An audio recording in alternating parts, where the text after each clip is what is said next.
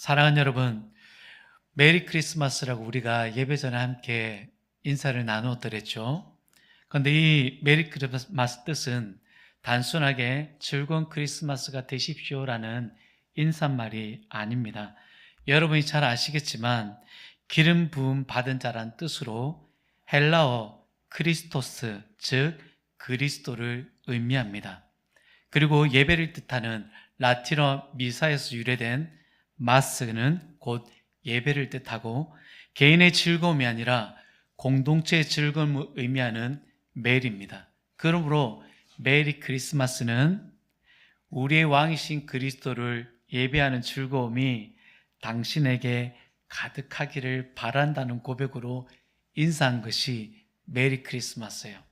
그러므로 여러분, 나는 주님을 예배하는 것이 나의 즐거움이고 우리의 즐거움입니다 라는 고백으로 한 번 더 인사하겠습니다. 메리 크리스마스. 아멘. 아멘. 이곳에 모인 우리 성도님들은 모두가 즐거움으로 예배를 드리기 위해서 오늘 이곳에 찾아오셨을 거라고 믿습니다. 24일 크리스마스 이브를 늦은 시간까지 음주와 파티를 즐기면서 지금은 또한 한밤중에 계시는 믿지 않는 불신자들도 있을 거예요. 많은 사람들은 이 크리스마스 분위기를 낭만스러워하고 사랑하고 즐깁니다. 하지만 크리스마스의 주인이신 예수님에 대해서는 그렇게 기억하려고 하지 않고 오히려 거부하는 듯한 모습들을 우리 가운데 풍겨지고 있습니다. 요즘에는 이러한 사회적 방향을 바꾸기 위해서 한국 대학생 선교회 CCC에서 예수님의 생일을 축하하는 카페가 등장했습니다. 여기는 비기독교인들이 심지어 20%가 방문하여서 아이돌 못지않는 예수님이 인기라고 이야기합니다. K-팝 팬덤의 생일 카페 문화를 종교 컨텐츠로 재해석하여서 공간을 만든 것인데 사람들의 평가가 괜찮습니다. 굉장히 힙하다 또는 무교인데도 한번 가보고 싶다라는 반응들이 계속해서 이어지고 있다라고 얘기합니다. 저희도 다음에 예수님의 생일을 축하하는 하나의 기획을 통해서 물건도 팔고 때론 그 수익금으로 가난한 사람들에게 나눔이 될 수 있도록 우리 교회 이웃들이 또한 쉽게 찾아올 수 있도록 하나의 장을 만들면 좋겠다라는 생각을 해보았습니다. 여러분, 그럼에도 불구하고 아직 많은 사람들에게는 이 크리스마스가 트리 장식 앞에 서 있는 산타 앞에서 사진을 찍는 날, 때로는 트리 앞에서 자신의 소원을 달아놓고 소원을 이루는 기념일로 지켜지고 있습니다. 여러분, 성탄은 예수님이 태어나신 날을 기념하는 날로 지킨다는 것은 많은 사람들이 모르고 있는 것이 아니라 알고 있어요. 어떻게 알 수 있냐면 우리가 석가탄신일이 공휴일로 지켜지고 있잖아요. 그 공휴일을 즐기면서도 우리는 어떤 생각을 하고 있어요? 아, 오늘은 부처가 탄생한 날이구나 라고 무의식적으로 받아들이고 있어요. 저는 여기서 많은 사람들이 어떠한 형태이든 이 땅에 태어나신 예수님을 분명히 만나고 있고 주님께로 인도함을 받고 있다는 생각을 하게 됩니다. 그런데 어떤 사람들은 예수님을 만나거나 인도함을 받는 것에 대해서 굉장히 불안해하고 어떤 사람은 굉장히 무관심하고 어떤 사람은 인생을 걸고 그분 앞에 엎드리게 됩니다. 여러분, 예수님은 지금도 2000년 전에도 변하지 않는 분이십니다. 하지만 달라진 것은 예수님을 대하는 사람들의 태도입니다. 오늘 본문에서는 예수님을 만난 세 부류의 사람이 등장합니다. 첫 번째가 헤롯이고 두 번째가 종교 지도자들이고 셋째가 오늘 우리가 살펴보게 될 동방 박사들입니다. 이 세 부류의 모습은 오늘 우리의 신앙의 자화상이기도 합니다. 그래서 오늘 우리는 이 질문 앞에 서서 현재 내가 인도함을 받는 예수님이 어떠한 분이신지 고민해 보시는 시간이 되시기를 축복합니다. 첫 번째 헤롯입니다. 본문 3절을 우리 함께 읽겠습니다. 헤롯 왕과 온 예루살렘이 듣고 소동한지라. 헤롯 왕과 온 예루살렘이 듣고 소동했다라고 하는데 여기서 소동했다라는 헬라어는 타라소라는 단어로 마음이 뒤집다, 또한 극심한 불안에 빠졌다라는 단어입니다. 여러분, 왜 헤롯과 이 예루살렘에 있는 사람들이 왜 마음이 뒤집어지고 극심한 불안에 빠지게 되었을까요? 마태복음 2장 2절에 이렇게 기록합니다. 유대인의 왕으로 나신 이가 어디 계시냐? 우리가 동방에서 그의 별을 보고 그에게 경배하러 왔노라 하니. 여러분, 이방 나라, 동방의 먼 나라에서 찾아온 이 박사들, 여러 주석가들은 이들이 바벨론에 있는 점성술가다라고 얘기하는 사람들이 있고, 어떤 이들은 페르시아에 있는 동방 박사들이라고 얘기하는 사람이 있습니다. 분명하게 정해져 있지는 않지만 아무튼 이 이방의 나라인 동방의 나라에서 이 사람들이 찾아와 유대인으로 왕으로 나신 이가 어디에 계시냐고 물어온 거예요.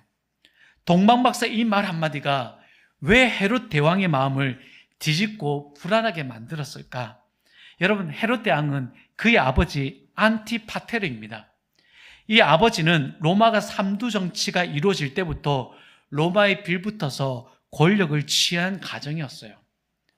그러니 로마에 충성할 수밖에 없는 이들이겠죠. 그래서 이들은 그 로마에 충성한 것에 대해서 유대의 왕으로 다스림을 얻을 수 있는 권력을 취하게 됩니다. 이후에 안티파트르의 아들인 헤롯이 그 뒤를 이었고, 이 헤롯을 우리가 떠올려 보면 그는 건축가로서 큰 명성을 얻은 사람이에요. 예수님이 살던 당시에 헤롯 성전, 아주 크고 웅장한 성전이 지어졌죠. 이 성전이 바로 이 헤롯이 지은 거예요. 뛰어난 건축가이기도 하였지만 여러분, 다른 이면에는 이 헤롯의 모습은 잔혹한 학살자였어요. 자신의 왕자를 지키기 위해서라면 조금의 의심이 생기게 되면 어떤 일이 생기냐면 가장 가까운 사람부터 제거했어요. 심지어 그가 사랑했던 아내도, 자신의 아들들도 직접 처형했던 사람이 바로 헤롯이었습니다. 이런 잔혹한 행위를 하면서도 권력을 지킬 수 있었던 이유는 단 한 가지였어요. 헤롯이 로마의 사냥개였기 때문입니다.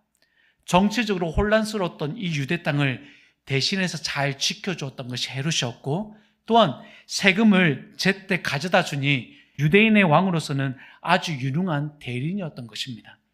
여러분, 그래서였을까요? 헤롯은 로마의 힘을 등에 업고 유대인들의 반기를 들지 않도록 공포의 정치를 펼쳤던 것입니다. 그만큼 편집증의 불안에 사로잡힌 사람이 바로 헤롯 왕이었어요. 그런데 점술가들이 찾아와서 유대인의 왕으로 나신 이가 있을 텐데 어디 있느냐고 물으니까 헤롯 왕의 마음이 불안해지고 마음이 뒤집어질 수밖에 없었던 것입니다. 동방 박사들이 헤롯이 전한 이 말은 여러분, 복음이 아니라 자신의 목을 죄어오는 사형 선고였어요. 헤롯은 예수님을 직접 만나지는 못했지만 동방 박사들로부터 메시아의 신, 왕 대신 예수님이 태어났다는 이 소식은 반갑지 않고 반드시 제거되어야 할 대상자였습니다. 사랑하는 여러분, 예수님이 내 삶에 왕이 되신다는 말이 혹시 나의 마음을 불편하게 만들고 있지는 않습니까? 내 경제의 주도권, 그리고 내가 이제까지 살아왔던 신념, 그리고 내가 이제까지 살아왔던 삶의 방향 결정권, 이 영역만큼은 주님, 여기까지는 들어오지 마십시오. 내가 그냥 예배하고 주일만 지키는 것으로만 만족할게요 라며 갈등을 일으키고 있지는 않습니까? 헤롯은 예수님을 죽이려 했지만 헤롯보다 약한 의미로 우리는 예수님을 통제하려고 합니다. 헤롯이 너무하다고 생각할 수 있겠지만 통제하려고 하는 나의 마음도 헤롯과 같은 태도예요. 왜냐하면 내 왕자를 내가 지키려고 하는 마음이 가득하기 때문입니다. 헤롯의 이 교모함은 박사들에게 묻는 질문에서도 그대로 나타납니다. 그는 그 박사들의 한 질문에 대해서 그 유대인의 왕이신 아기 예수님을 없애려고 자세하게 묻습니다. 박사들에게 별이 나타난 때가 언제였는지 묻고, 또한 그 뒤에는 너희들이 그분을 만나게 되면 돌아올 때 나에게 와서 보고를 해달라고 했습니다. 왜냐하면 반드시 제거할 대상입니다. 마음이 불편하거든요. 여러분, 우리는 헤롯처럼 이렇게 예수님을 제거하거나 통제하려는 마음들이 우리 가운데도 있습니다. 왜냐하면 내 마음 가운데 오면 굉장히 불편해지거든요. 두 번째 우리가 살펴볼 것은 여러분, 대제사장과 서기관들, 종교 지도자들입니다. 헤롯은 궁금증이 폭발하여 메시아 사상을 믿고 있는 대제사장과 서기관들을 불러 모습니다. 마태복음 2장 4절 말씀 우리 함께 읽겠습니다. 왕이 모든 대제사장과 백성의 서기관들을 모아 그리스도가 어디서 나겠느냐 물으니 종교 지도자들은 그들이 숙지하고 있었던 예언된 내용을 헤롯 왕에게 그대로 알려주고 있습니다. 그 예언된 내용은 미가서 5장 2절의 말씀이었습니다. 그리고 태어날 곳이 어디인지조차도 정확히 헤롯에게 알려줬습니다. 이르되 유대 베들레헴이오니. 종교 지도자들에게 허락된 예언들은 예수님에게 인도함을 받는 것이 아니라 머리로만 아는 이론이었던 것입니다. 헤롯은 불안해서 더 움직였을 듯 싶은데 움직이지 않았던 이유는 왕으로 나타나신 그분을 반드시 호위무사나 어떤 많은 사람들이 지키고 있었을 거라고 생각했을 거예요. 그래서 헤롯이 함부로 움직이지 않았던 거예요. 유대인은 왕으로 태어났으니 여러분 그 사람을 지키는 사람들이 얼마나 많이 있었을 거라고 생각했겠습니까? 당시 유대나라는 여러분 서로 그 정권을 쟁취하기 위해서 많은 싸움들이 일어났던 시대였거든요. 그러니 유대인으로 왕으로 태어날 이가 나타났다고 한다면 유대인들이 함께 모여서 자신이 통치하는 이 권력을 쟁탈하려고 하지 않았겠습니까? 그것이 여러분 헤롯 생각 가운데 머물러 있었기 때문에 당장에 달려가서 예수님을 해치지 못했던 거예요. 그래서 별이 나타난 때가 언제였냐고 물은 것입니다. 그런데 여러분 참 안타깝게도 종교 지도자들은 왜 움직이지 않았을까요? 그들이 그토록 기다려왔던 메시아인데도 불구하고 말이죠. 그들의 이론은 예언서에 있는 내용을 있는 그대로 받아들이지 못했습니다. 이들이 가진 정보가 여러분 틀린 것은 없었습니다. 예언 해석도 정확했고 답변도 신속했습니다. 그런데도 그들은 조금도 움직이려고 하지 않았습니다. 여러분 굉장히 이상한 것은 자신이 머물고 있는 곳 예루살렘에서 베들레헴은 불과 8km밖에 되지 않습니다. 2시간이면 좋게 도착할 수 있는 거리라고요. 그들이 가지 않고 움직이지 않았던 이유는 아마도 그들이 기다려왔던 그 메시아는 아기 예수의 모습으로 태어나지도 않고 심지어 아기 예수로 태어난 그 인간을 경배할 대상이 아니라고 생각했기 때문이에요. 여러분 종교 지도자들이 이 모습에서 우리의 모습도 보이지 않습니까? 신앙생활도 10년 이상 했고 설교도 많이 들어왔고 성경 공부도 해왔고 여러 훈련도 받았고 양육도 받았습니다. 그런데 정작 나 자신에게 이렇게 물어보십시오. 예수님께 더 가까워졌습니까? 아니면 더 멀어졌습니까? 아니면 조금도 움직이지 않고 머물러 있습니까? 어쩌면 우리는 예배를 드리면 드릴수록 그건 나의 현실적인 삶하고는 너무 비현실적인 이야기라고 생각할 수 있습니다. 그리고 내 삶에는 예수님의 이런 말씀들이 다가오는 것은 굉장히 부담스럽게 느껴질 수도 있습니다. 그래서 우리는 말씀을 잘 알고 말씀을 잘 듣고 예배도 잘 듣지만 우리의 기도의 시간은 줄어들고 감동은 있지만 순종으로 이루어지지 않고 깨달음은 있지만 움직임은 사라지는 신앙이 되고 있는 것이 현실일 수도 있습니다. 사랑하는 여러분, 성경을 많이 알지 못해서 주의를 지키지 못하는 것이 문제가 아니에요. 문제는 알고 있는 말씀 앞에서 한 걸음도 움직이지 않는 나의 마음이 있는 거예요. 대제사장과 서기관들은 예언을 설명할 수도 있었고 그 내용을 너무 정확히 알았습니다. 하지만 자신들에게 주어진 이 예언을 향해 걸어가지는 않았습니다. 오늘 주님은 우리의 해박한 말씀의 지식을 묻고 계시는 것이 아니라 우리의 발걸음을 지금 기다리고 계시는 것입니다. 너는 나에 대해서 얼마나 아느냐가 아니라 지금 너를 향해 인도해 주기 위해서 내가 너한테 주는 말씀에 따라 나에게 얼마나 가까이 오고 있느냐라는 것이에요. 여러분 이 질문 앞에 우리가 다시 한번 서게 되기를 축복합니다. 그래서 머물러 있는 것이 아니라 움직이고 반응하는 여러분의 삶들이 되기를 축복합니다. 마지막 세 번째로 동방박사입니다. 동방박사들은 제가 앞서 설명드렸던 것처럼 이들은 점성술가였어요. 점을 치면서 사람들에게 앞으로 일어날 일들을 예언해 주는 사람이겠죠. 그래서 하늘의 별을 연구하던 사람이지 율법을 연구하거나 예언된 말씀을 연구하던 사람들은 아니었어요. 여러분, 한 별이 나타났다고 해서 그게 유대인의 왕을 가리킨다는 것이 과연 그들에게는 얼마나 대단한 일이었을까요? 저는 이 일들을 생각하면서 단순하게 점성술가인데 그 별이 움직임을 따라 그냥 움직일 수 있었을까?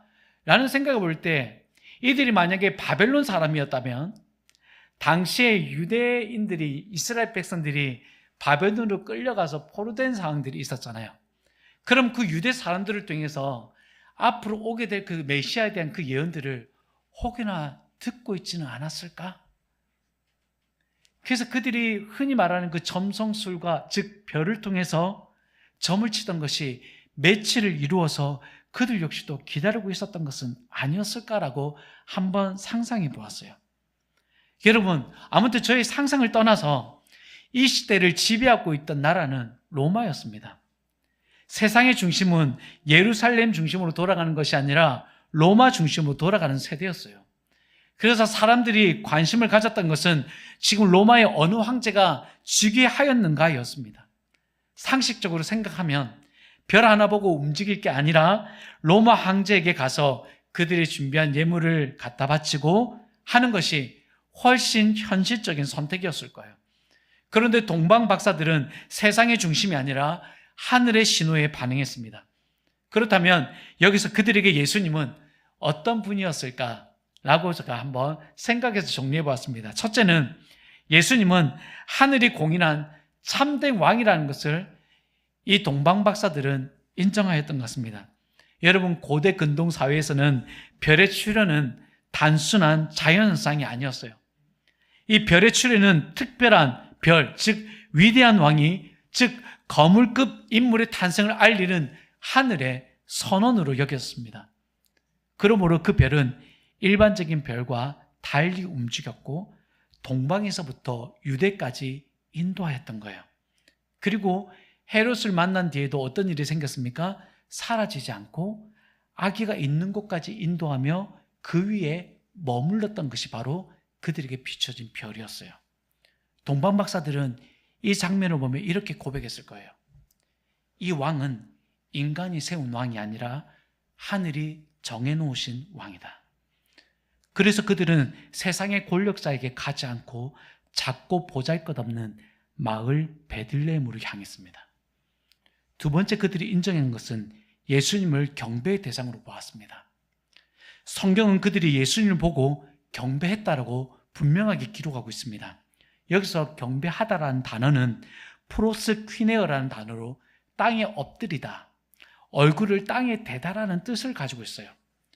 그러면 고대 근동에서 이 엎드림은 단순한 예의가 아니라 당신은 나의 주인이며 나는 당신의 종입니다라는 고백이에요.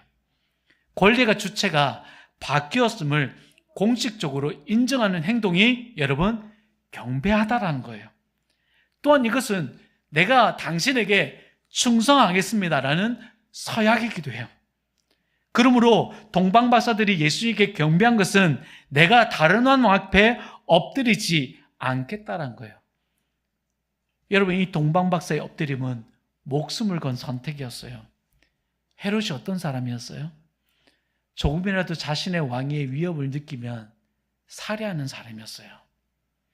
그 앞에서 이방 나라에 있던 동방박사 사람들이 뭐라고 질문했습니까? 유대인으로 나신 이가 어디에 있느냐고 묻지 않았습니까? 여러분, 이렇게 묻는다면 동방박사는 헤롯 앞에서 바로 죽임을 당해야 했어요. 왜냐하면 이 소문이 또 다른 사람들에게 전해지면 여러분, 유대 나라는 또 혼란에 빠지게 되고 또한 이 헤롯은 더 악랄한 통치 방식으로 또한 대해야 했을 것입니다. 하늘이 공인한 참된 왕, 그리고 경배 대상이었던 그 아기 예수님께 동방 박사들은 가져온 것을 내려놓아 예수님께 고백했습니다. 여러분, 동방 박사들은 하나님을 믿고 있는 유대인이 아니고 이방인이었어요. 율법도 없었고 메시아에 대한 정교한 신학도 없었습니다. 그러나 그들에게는 다른 사람들에게 없는 것이 있었죠. 찾아가려고 하는 마음, 그리고 그분 앞에 엎드리고 하려는 결단, 그리고 심지어 자신이 준비한 예물로 예수님께 고백하고자 했던 결단이었습니다. 그들이 드린 예물은 단순한 선물이 아니라 신앙 고백으로 해석하는 여러 주석가들도 있습니다. 첫째, 여러분, 그들이 드렸던 황금은 왕권과 통치의 상징입니다. 그러므로 그들이 황금을 드렸다는 것은 예수님 당신이 나의 주인이라는 것을 인정하는 것이고, 당신이 이 세상의 왕이라는 것을 여러분 선언한 거예요. 유황 무엇입니까? 성전 제사에 사용되는 향료이죠. 그러므로 이 동방 박사들은 나의 예배의 대상이 바로 예수님이라는 것을 인정한 거예요. 모략은 장례 예식에 사용되는 향품 아니겠습니까? 그러므로 그들은 나의 생명까지도 주님께 속겠다는 것을 고백한 거예요. 그리고 심지어 고난으로 인하여 죽음의 길까지 주님을 따르겠다는 표현이 이 몰약을 통해서 나타나고 있다고 어떠한 주석가들은 해석하고 있는 것입니다. 여러분, 동방 박사들은 말로 담아낼 수 없는 이 고백을 예물을 통해 예수님께 신앙 고백을 드리며 그분 앞에 나아갔습니다. 사랑하는 여러분, 동방 박사가 별의 인도함을 따랐다고 말씀드렸습니다. 그렇다면 여러분, 오늘 저와 여러분은 무엇을 따라가고 있습니까? 오늘 여러분에게 주어지는 말씀은 여러분, 동방 박사가 예수 그리스도의 인도하는 별과 같아요. 그러므로 여러분에게 주어내주는 말씀들을 여러분 간과히 여기서는 안 돼요. 그 말씀이 여러분의 유일한 소망이신 예수 그리스도께로 인도하는 아주 강력한 도구가 되는 것입니다. 또한 하나님은 이 말씀뿐 아니라 동방 박사처럼 여러 다양한 수단과 방법으로 여러분을 인도하십니다.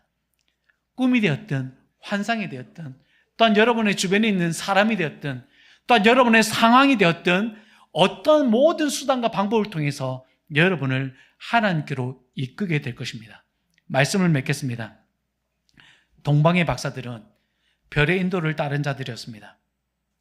헤롯처럼 내성 안에 머물며 여러분 예수님을 밀어내고 있지는 않습니까? 종교 지도자들처럼 성전 뜰은 밟지만 예수님께로는 한 걸음도 나아가지 않았던 우리는 종교 지도자들의 모습을 보면서 나의 모습을 한 번쯤 거울 삼아 볼 수 있어야 됩니다. 오늘 이 성탄절에 우리의 계산과 두려움을 내려놓고 동방 박사들처럼 기쁨으로 엎드리는 결단이 우리 모두에게 있기를 축복합니다. 그리고 동방 박사들을 인도했던 별처럼 하나님은 오늘도 여러분들을 그리스도에게로 인도하고 계시는 줄 믿습니다. 오늘 그 인도하심 앞에 순종으로 응답하는 복된 성탄절이 되시기를 주님의 이름으로 축원합니다.